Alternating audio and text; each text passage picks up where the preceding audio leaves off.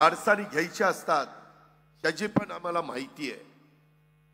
कुठलाही घटक हा वंचित राहता कामा नये।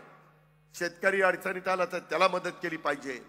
तरुण तरुणी बेरोजगाराच्या निमित्ताने अडचणीत आले तर त्यांना रोजगार देता आला पाहिजे।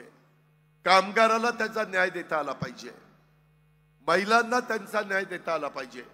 समाजातल्या सर्व जाती धर्माच्या लोकांना बरोबर घेऊन जाण्याची क्षमता ही आपण कृतीतनं दाखवली पाहिजे। ते काम मित्रांनो आपण सगळेजण करतोय।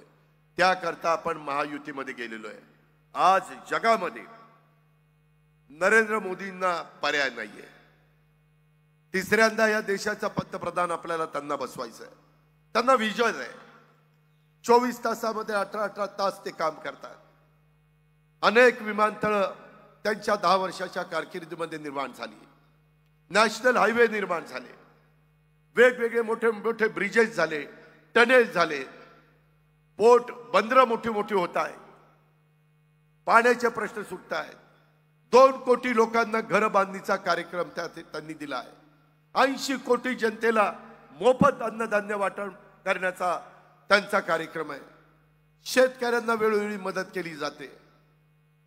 मोठ्या प्रमाणावर परकीय गुंतवणूक येण्याच्या करता परदेशामध्ये सगळ्या देशामध्ये आपलं एक स्थान भक्कम करण्याचं काम त्यांच्या नेतृत्वातून झालेलं आहे। ही गोष्ट नाकारता येत नाही। शेवटी जे झालंय ते मान्यच केलं पाहिजे।